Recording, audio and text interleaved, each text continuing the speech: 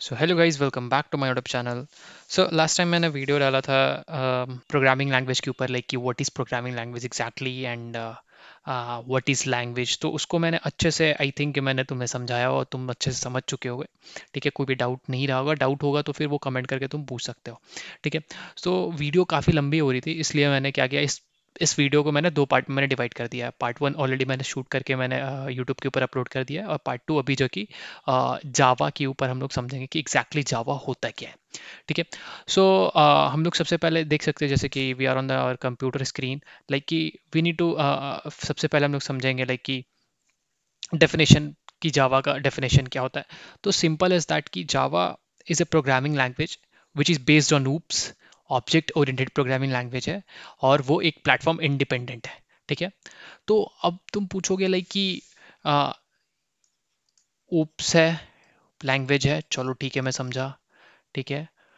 Programming language है, ये भी समझा। ठीक है, क्यों प्रोग्रामिंग लैंग्वेज को बोला जाता है। और प्लस एक और चीज़ समझा, लाइक कि प्लेटफॉर्म इंडिपेंडेंट है। ठीक है। ये इसका मतलब क्या होता है?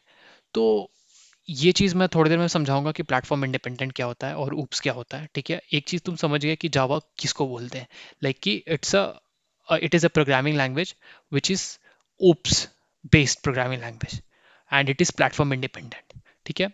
अब हम लोग समझते हैं, लाइक कि हम लोग ये जावा समझ गए कि what is Java and how Java works. ठीक है।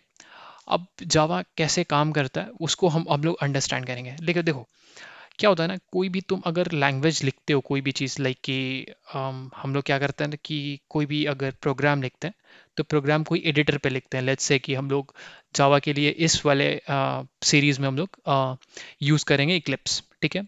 तो इक्लिप्स में मैं लिख रहा हूँ। ठीक है। जावा कभी भी सबसे पहले क्लासेस बनाते हैं हम लोग इसमें। ठीक है। और क्लासेस का मान के चलो इसमें नाम रखता हूँ जावा सीरीज। ओके। एंड इसमें एक मेन क्लास है, public static static void. Okay. तो ये एक मेन क्लास है। ठीक है। इसके अंदर लेट्स से मैंने कुछ भी लिखा। ठीक है। सिस्टम डॉट प्रिंटलन, स्पेलिंग पे भी मत जाना, लेट्स मैं लिखता हूँ सिर्फ हेलो। ओके। तो अब एक चीज तुम यहाँ पे नोटिस करना कि हम लोग तो एग्जैक्टली सी प्लस प्लस में भी यही लिखते हैं। हम लोग एग्जैक्टली सी में भी ऐसे लिखते हैं, but C is not a OOPs language. ठीक है। और हम लोग पाइथन में भी ऐसे लिखते हैं। ठीक है। तो ये कैसे प्लेटफॉर्म इंडिपेंडेंट है, ठीक है ना।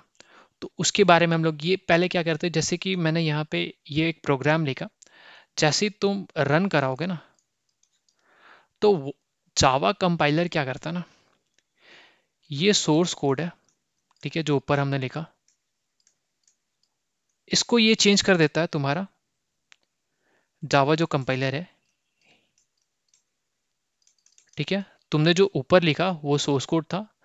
उसके बाद जैसे ही तुम रन कराते हो, hit the run button, then java compiler it will change the whole code into byte code में चेंज करता है।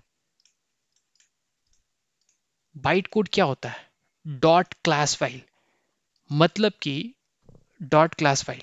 ठीक है। मतलब कि जब भी तुम कोई भी जावा का प्रोग्राम लिखते हो, तो उससे क्या होता है ना, जैसे ही तुम रन कराते हो, तो रन कराने तक जैसे रन होता है ना, वैसे ही उस वो पूरे कोड को ना डायरेक्टली वो किस में चेंज कर देता है, बाइट कोड में। तो जब बाइट कोड में चेंज करता है ना, तो फिर उसके बाद JVM जो तुम्हारा है, JVM is nothing but Java virtual machine. Okay. ये क्या करता है, ऑपरेटिंग सिस्टम पे रन कराता है। अब तुम पूछोगे लाइक कि तो ये प्लेटफॉर्म इंडिपेंडेंट कैसे हुआ? इसमें देखो कैसे, जो नॉर्मल जो लैंग्वेज होता है ना, जैसे कि लेट्स से हम एग्जांपल लेते हैं सी का, वो क्या करता है, कि वो सोर्स कोड को डायरेक्टली मशीन कोड में चेंज कर देता है। Machine code in the sense हो गया कि जो भी ऑपरेटिंग सिस्टम चल रहा हो, लेट्स से तुम्हारा लिनक्स चल रहा हो, तो लिनक्स के अकॉर्डिंग वो डायरेक्टली चेंज कर देगा। ठीक है ना। उसका कंपाइलर डायरेक्टली वो कोड को, पूरे होल कोड को, ये वाला जो ऊपर अगर मैंने ये पूरा कोड अगर लिखा है ये वाला, तो इस पूरे होल कोड को वो चेंज कर देगा, ठीक है, मशीन लैंग्वेज में ऑपरेट, ठीक है। लेकिन जावा के किस में ऐसा नहीं होता है, क्यों? क्योंकि इसका कंपाइलर किस में चेंज करता है, बाइट कोड में चेंज करता है। तो बाइट कोड में चेंज करने की वजह से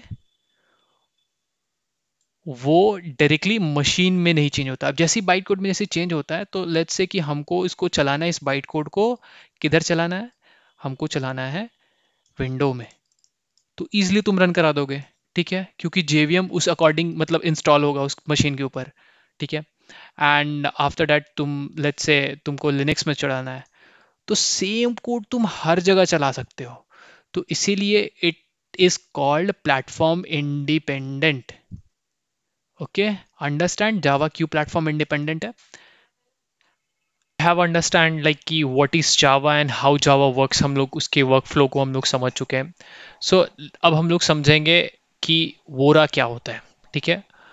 वोरा इज नथिंग बट, इसके हम लोग क्या बोलते हैं उसको, फुल फॉर्म ही से हम लोग जान जाएंगे कि वोरा होता है क्या है। It is write once run anywhere, ठीक है। तो वोरा is nothing but write once run anywhere, मतलब कि हम लोग जावा को जावा के कोड को बस एक बार लिखेंगे कोई भी मशीन में, एंड हम लोग उसको कोई भी मशीन में रन करा सकते हैं। This is the key factor और this is the plus factor of the Java programming language. उसको बहुत ही ज़्यादा डिफरेंट बनाता है इस रीज़न से, ठीक है। एंड फिर उसके बाद हम लोग समझेंगे लाइक कि what is platform independent, as usually जो मैंने थोड़ी देर पहले समझाया कि प्लेटफॉर्म इंडिपेंडेंट क्यों है, क्यों? क्योंकि जावा को जो कंपाइलर है इट विल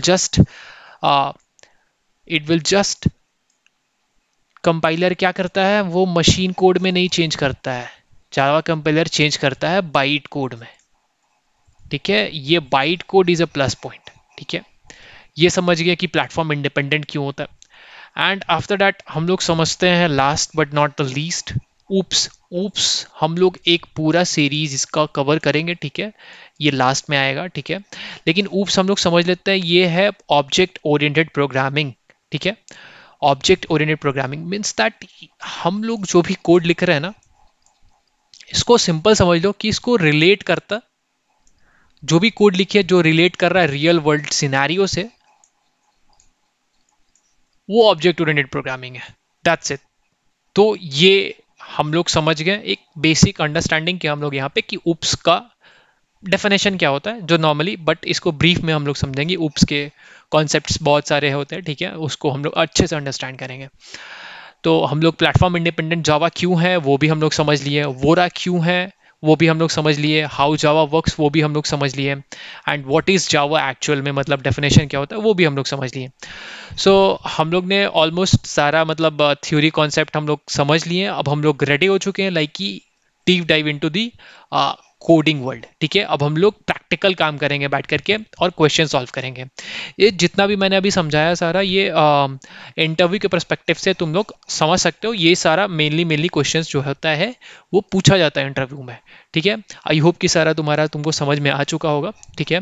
अगर कोई डाउट रहता है तो पिंग कमेंट यार डालना, ठीक है। I will try to elaborate your problem and as soon as possible. And मैंने इस वीडियो में स्टार्टिंग में नहीं बोला था, बट अगर तुम इस वीडियो में नए हो, सो इस चैनल पे टू से तुम नए हो, तो then hit the like button and subscribe to my YouTube channel. और जो भी पुराने बंदे जो भी देखते हैं, जो फॉलो करते हैं, please hit the like button and और शेयर करो यार, थोड़ा सा रीच भी बढ़े, ठीक है। सो मिलते हैं नेक्स्ट वीडियो में। Okay, till then bye, thank you.